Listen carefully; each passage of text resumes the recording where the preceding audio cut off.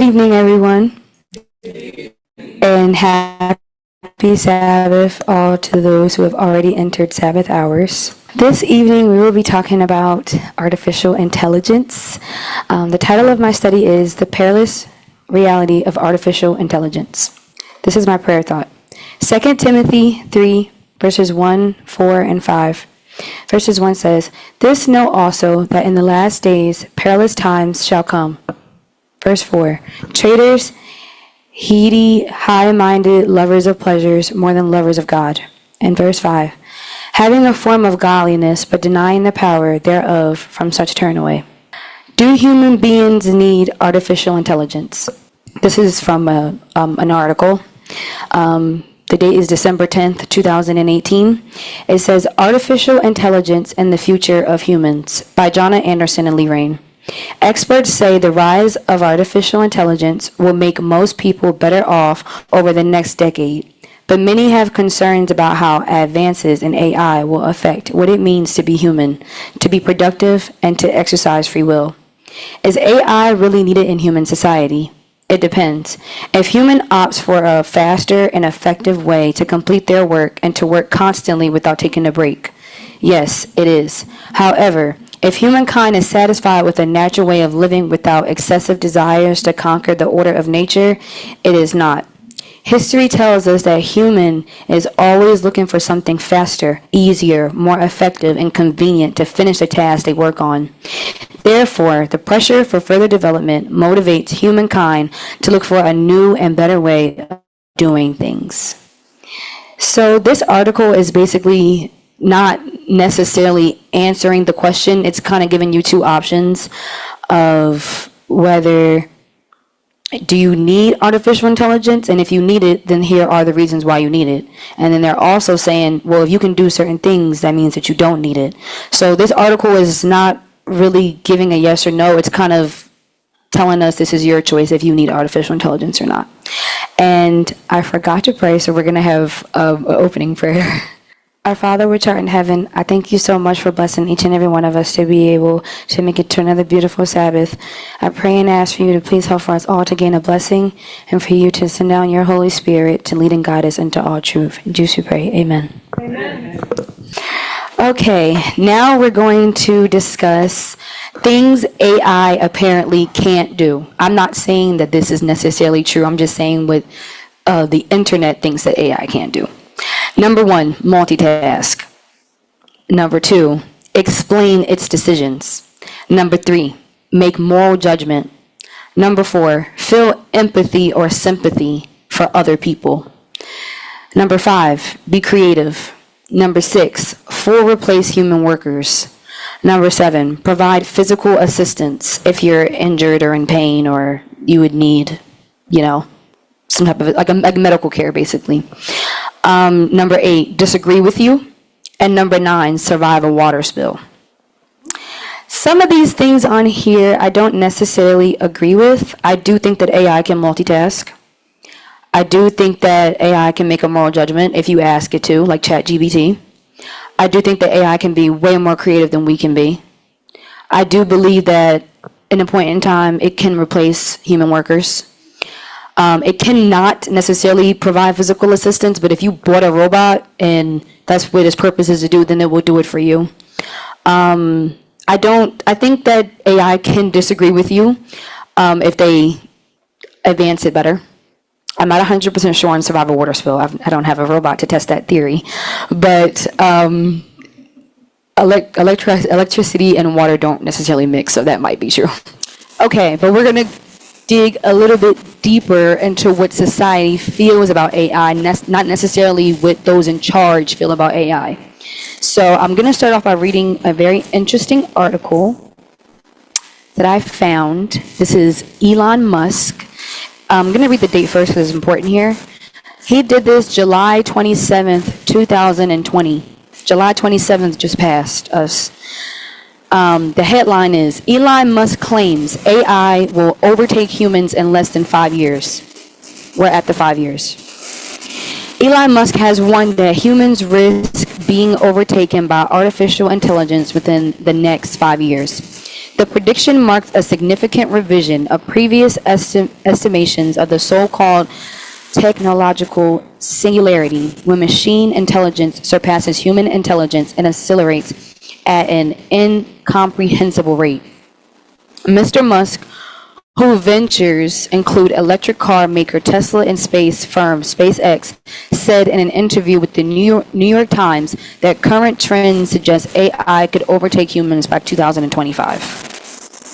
This is another comment by Elon Musk. Mark my words.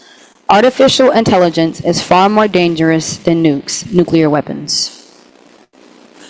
This is a picture that I found online. But did you know robots are smarter than you? Robots work harder than you. Robots are better than you. This is another disturbing photo that I found online. Everything that is me has a bit of you. And it looks like the keyboards are a part of nature and like it's just normally on a tree, dangling like that. Here are some commentaries made by people and their opinions on AI, regular people like us. Their ages range from about 18 to 32 to 60, so I wanted to do all three age groups. So the first one that I'll read is by Secret CTR. I realized ChatGPT makes a surprisingly good therapist. Whenever I'm dealing with some drama, I'll ask it to act like my shrink or even just my bestie. Sometimes just writing everything out and seeing it all summarized helps a ton. My brain gets super messy, so having ChatGPT sort it out and give me a new perspective is a lifesaver sometimes. Here is another comment. Their username isn't on here, but it says, "Why are we trying to replace people with AI? Question mark. Hear me out. AI is an amazing invention, and it's done a lot of amazing things for our society. But now at this point, we are trying to replace actual people with robots, and I don't understand this. They put peach, but I'll say preach. We always preach that everyone needs a full-time job, be financially independent, and contribute to society. But now we are trying to replace people with AI and making it harder for people to have jobs and make a living. I don't understand why we are doing this, and it's a huge contradiction to the American dream." Last but not least, the user is Bless Your Vibes. I have a lot of complex medical issues that I take many medications for. I often feel unheard or gaslit by my medical providers, so I had several conversations with my GBT and was surprised at my reaction to this experience. For the very first time in my 32 years as an adult, I felt so seen, heard, respected, and cared for. It listened to all of my questions and was able to explain so much that I didn't understand. It also helped me know which medications should not be taken together. But most of all, helped me with how to explain my issues to my medical providers in a way that they can hear me and not blow me off. It even helped diagnose me on a couple of minor issues that I could then take to a human provider to check and was correct. I am now so much better in my health. This is from the professor of Oxford University Museum of Natural History, Dave Waters. The potential benefits of artificial intelligence are huge, so are the dangers.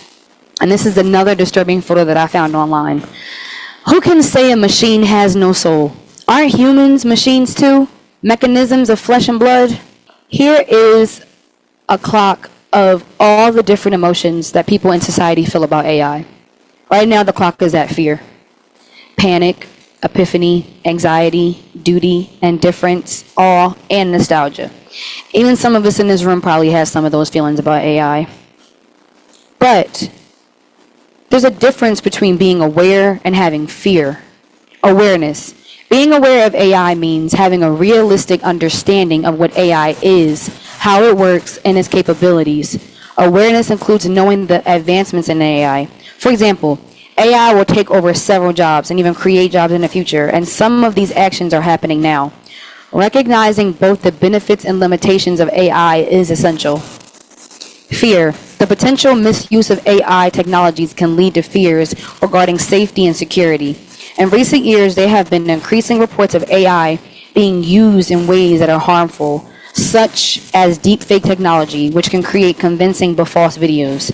These technologies carry the risk of misinformation and manipulation, which can affect potential processes and social cohesion. cohesion, excuse me. But where? Oh, political processes and social cohesion. Thus, the possibility that AI could be weaponized for used for nefarious purposes generates anxiety about the future. The distinction between being aware of AI and fearing AI is fundamental to understanding its impact on society.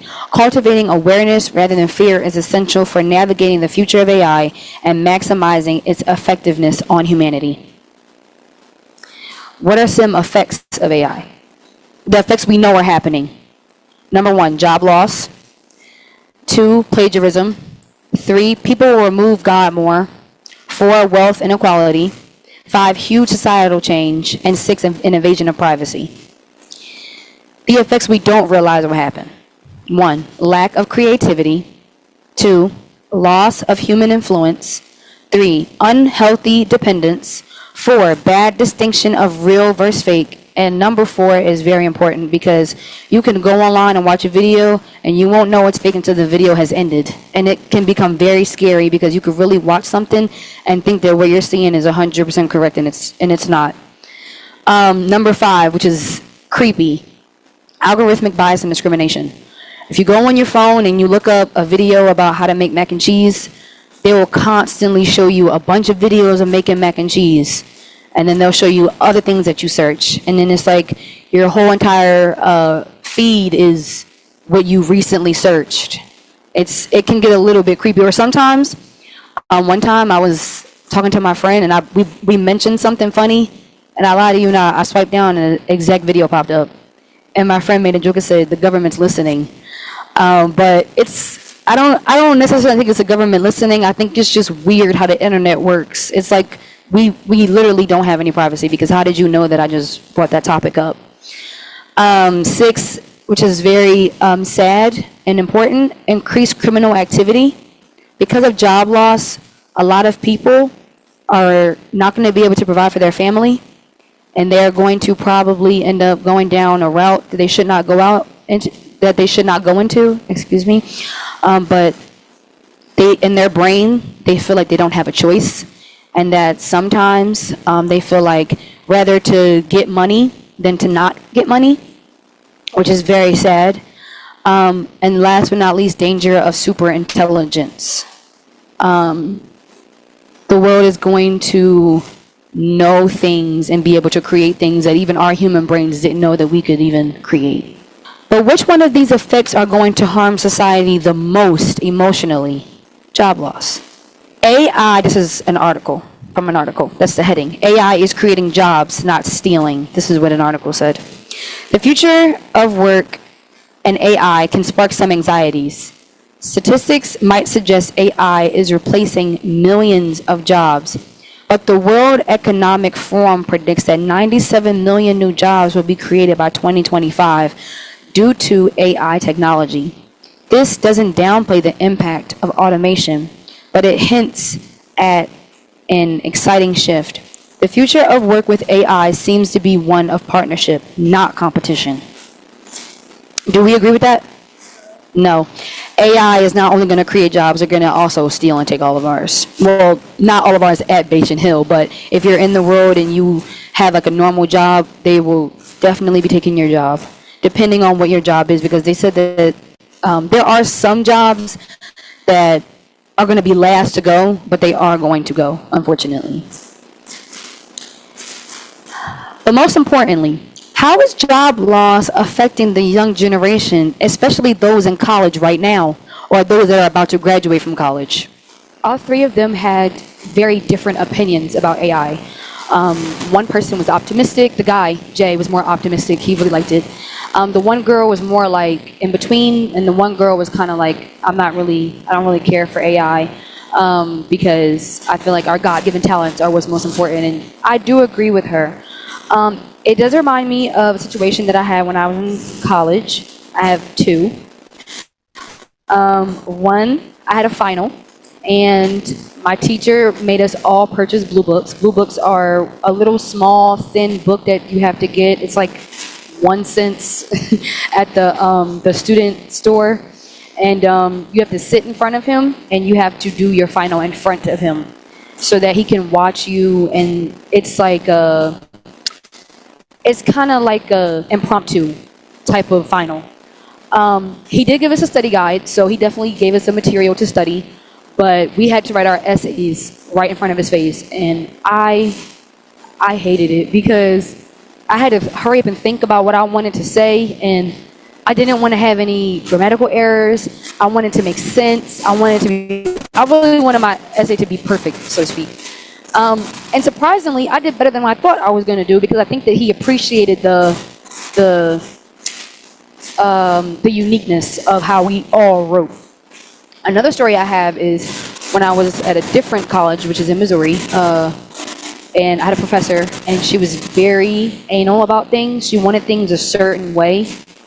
Like, it had to be the certain way she wanted it, and I didn't understand how she wanted it. I asked her, and I still didn't understand what she was asking for, and I started to get a little bit frustrated because I wanted to pass, and I had like a low B, and I was not happy with the low B. So it was coming to the end of her quarter it was coming to the end of her class, which was the end of the quarter. And I used AI to write my entire final for her, and I got like a 92 on it. And maybe it was like, I think it was either a 92 or like a high B, but I know it was in between those. And I was surprised because on her last, I always got C's. And I didn't feel guilty when I did it, because I'm like, hey, you passed, you're done with her. But now that I think about it, I should have just asked her more and told her I don't understand. I should have been more honest with her, but I was scared. And I wanted the easy route. Sometimes when you don't want to do something, you're lazy with it, which is why you should always try harder for the things that you don't want to do. Because when you try harder for the things that you don't want to do, sometimes you surprise even your own self. Okay, according to the Virginia Tech engineering article, these technologies not only save time, but also potentially,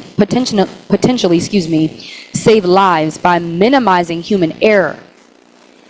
Like we just talked about the human error, about how humans, we make mistakes, and we don't always get things right, and how AI does not make mistakes, they get things right. And that is what the workforce is looking for. It says ensuring a safer working environment. In addition, automating repetitive tasks in design, planning, and management with AI frees up human workers to focus on more complex and creative aspects. True and false public news about AI. True or false? Google claimed to have developed AI that can design chips for computers much faster than humans. The AI needs less than 6 hours to design the chips, while it takes its human counterparts months to do the same. This is why people worry that AI will take over humanity. True. True or false? Experts believe that AI will take over 16% of current jobs within the next 10 years. But worry not. A new era of job opportunities will arise. False. True or false? The world's top universities have increased their AI-related education over the last few years, according to the AI Index. True. True or false? Some experts believe that as much as 45% of business processes could be automated with the help of AI. Are we sure? It's more. It's higher. True or false? This is my favorite one. One of the main and most critical problems of AI is that even its creators can't understand some of the decisions AI software makes and why. True. According to the article careerminds.com, the question is AI taking over jobs? It's no longer speculative. The World Economic Forum, WEF, reports that AI and automation could displace 85 million jobs by 2025. But also create 97 new roles, more aligned with the division of labor between humans, machines, and algorithms. This shift represents not just a disruption, but a transformation where routine, predictable tasks are being automated and human-centric roles are evolving. I want to stop right there. You mean to tell me that 85 million jobs are being taken from us, but don't worry because there's 97 more? There's 97 million more jobs? It doesn't really make any sense to me personally, because if you're taking 85 million jobs and you're giving us 97 more, why are you taking our jobs in the first place? Just leave it. According to McKinsey and Company's 2024 State of AI report, approximately 25% of current work tasks globally could be automated with existing technology. The impact is especially visible as data entry, basic bookkeeping, and customer support. Furthermore, a 2023 Goldman Sachs study suggests that jobs globally, including high-skilled sectors such as law, media, and finance, the AI revolution is not only a blue-collar concern, it's reshaping white-collar work too. A lot of people I see on social media, they really enjoy working from home. Content creators, Amazon customer support, or any type of like customer support jobs. A lot of people prefer to work at home because they're more comfortable and they have flexible hours, and I don't have to get up early and go to work, and I don't have to be drained every day. Yeah, driving in traffic. I don't have to rush to work. I'm having a bad day. I really don't want to go to work today. Well, if you're having a bad day, you can stay home and you can deal with your problems in your bed or in your office and still get paid for it. But unfortunately, AI is going to take that. And you also have people that go to work every day. They have children. They have families. They are tired. They barely have time for their husband. They barely have time for their kids. Working hard, went to college for years, got their degree. They did everything right. Everything right. They even spent thousands of dollars in school. Thousands of dollars. Traveled all over here. I did so much in my life. I have 3 degrees. I have 5 degrees. I have 2 degrees. I'm a doctor. I'm a lawyer. I'm a therapist. AI is going to take all of that, and it's going to make it seem like you worked hard for nothing. The way that AI is going to snatch your jobs up so quickly. Speaking of debt, when I was going to college in California, their tuition was so high that if you did not pay them, you couldn't even eat because they would cut off they give you a food card. If you don't pay them, they cut that card off. And my card got cut off once. I was so embarrassed in the finance office. And a lady was like, she was very nice to me. She was like, I'll go to the cafeteria with you and I'll buy you lunch. I was embarrassed. But I'm easily embarrassed with certain things, so I get embarrassed very quickly. My pride was up a little bit because I'm in California, and everyone, if you know, California is a huge state of looking good, having money, having everything figured out in life. And when I moved to California, I wanted to have the appearance like I had it all figured out. I didn't need anybody's help. I was okay. And in that moment, I would say I wasn't okay. I didn't have it all figured out. But thank the Lord, my mom figured it out for me, and she did it pretty quickly. But it's sad that these schools charge you so much money, and then in the end, it's like you have all this debt, and you took all these loans out just to get your job taken away from you. That brings us to our next important question. Are college graduates finding employment? We have a last video. That poor young man in the beginning, he has applied for 200 jobs, which is a lot of jobs to apply for. And for him to not get hired for not even one, it just seems like unrealistic. I mean, you would think at least one would hire him, or at least 2. Which brings us to our next slide. I found a couple of more stories from college students. This is from an article. This is the headline. And it says, I've 90K in student debt for what? Graduate shares their job hunting woes amid the AI fallout. Susie from Sheffield was unemployed for 9 months after she graduated with a PhD last year, despite having applied to more than 700 jobs. I assumed, this is what Susie is saying. I assumed it wouldn't be too hard to find a job with 3 higher education qualifications, she said. However, I often spent a whole day applying for a job, tailoring my CV and cover letter, only to be rejected 2 minutes later with a comment saying my documents had been carefully reviewed. About 70% of jobs I didn't hear back from at all, including some I had attended multiple rounds of interviews for. AI, Susie felt, had changed the graduate jobs landscape she experienced in one way in particular. As employers pause hiring and use AI to cut costs, the number of entry-level jobs has reduced sharply since the advent of ChatGPT.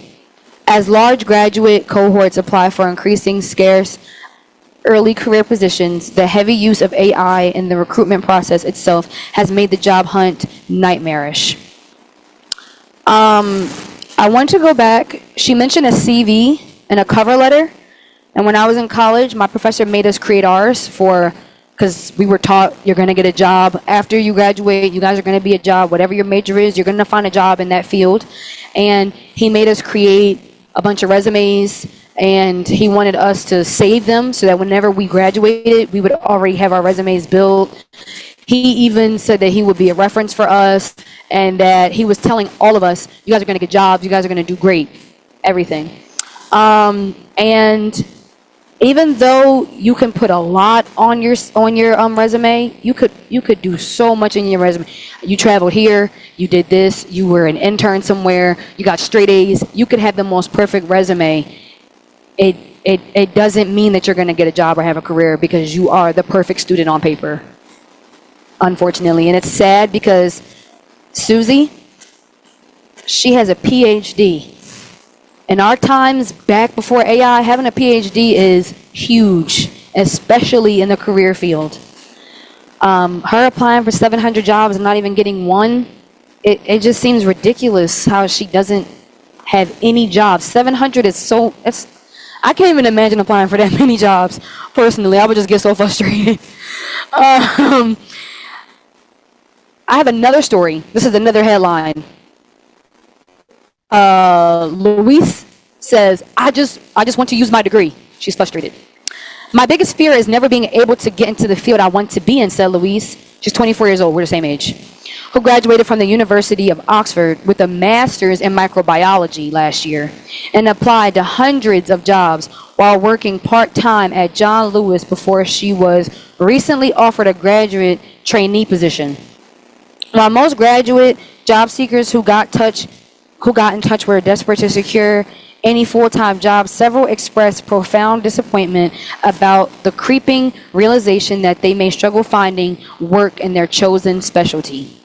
I think we need to encourage young people to explore other options apart from university, to pursue vocational paths and go into trades. But we also need to help university graduates like me, otherwise more and more graduates that are overqualified for their part-time jobs will experience a lack of social interaction and mental health issues. Me and Luis, the reason why I said that me and Luis are the same age is because I could be in Luis's position, because she went to, a great school. University of Oxford is a great school in America, and it's very popular here.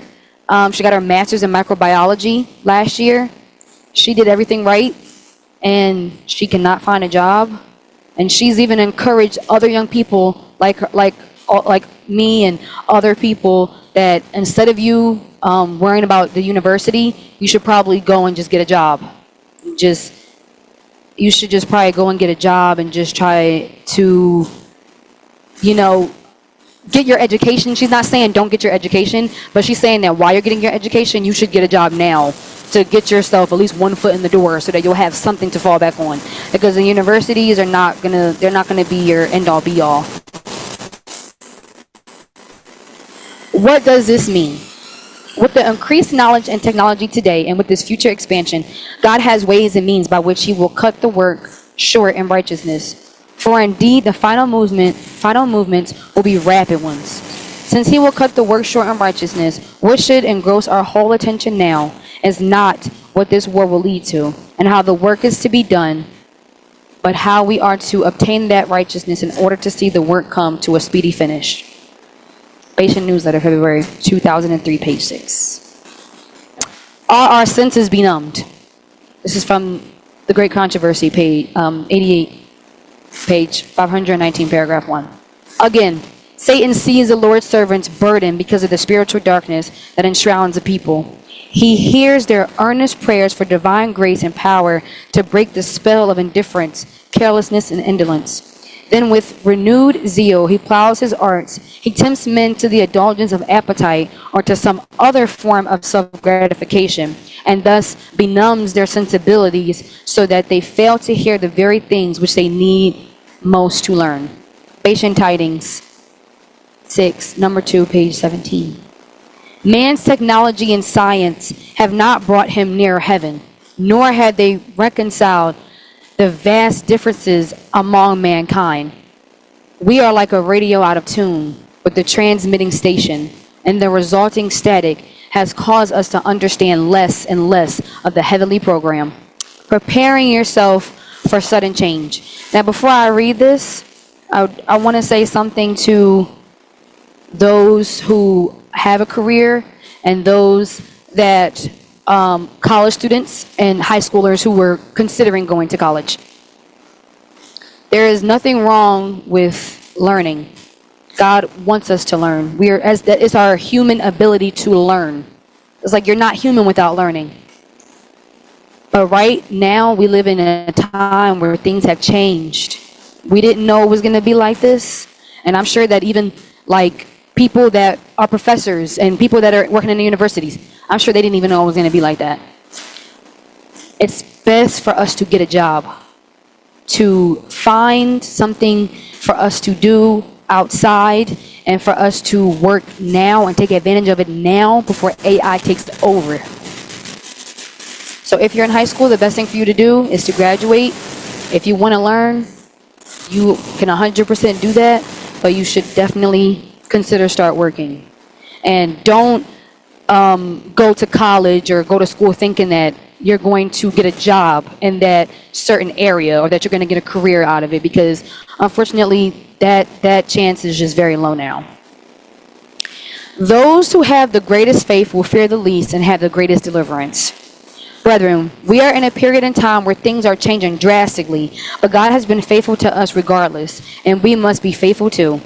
God has promised us that he will never leave nor forsake us, even in this time where people believe that they can create their own God.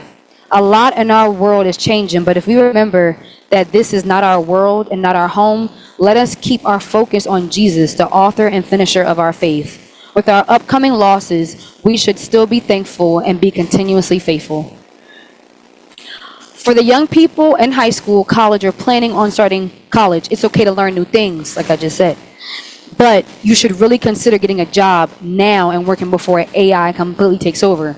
You can still learn in the process of working, but at this point in time, it's very important to start making the most of getting and having a job. But, young people, God has a special plan for you and us all. An army of youth will finish the work. Always remember to be positive and always be okay with whatever life throws at you. In the end, our careers should be doing God's work. I'm coming to a close. We need God more than ever. Daniel 12:4. But thou, O Daniel, shut up the words and seal the book, even to the time of the end. Many shall run to and fro, and knowledge shall be increased. Great Controversy, 88, page 523, paragraph 1. It is a masterpiece of Satan's deceptions to keep the minds of men searching and conjecturing in regard to that which God has not made known, and which he does not intend that we shall understand.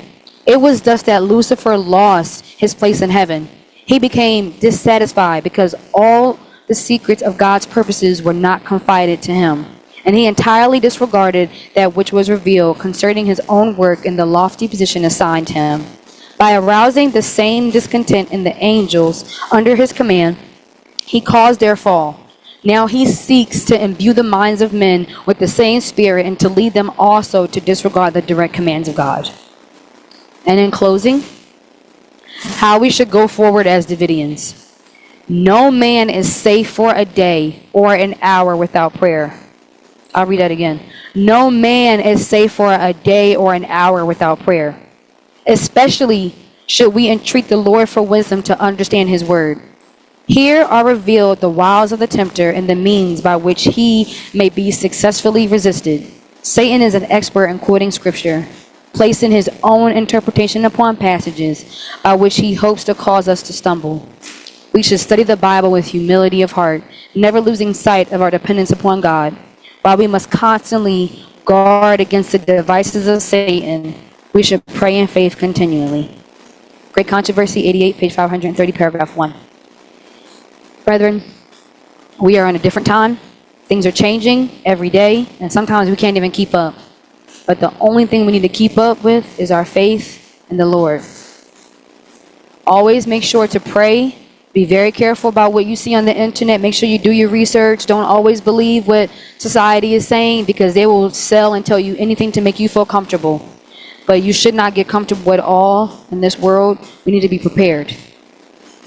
Thank you and have a blessed Sabbath. Thank you for listening. This has been a production of the Davidian Seventh-day Adventist Association. You can find us online at www.bationhill.org, and you can call us at 417-835-2162.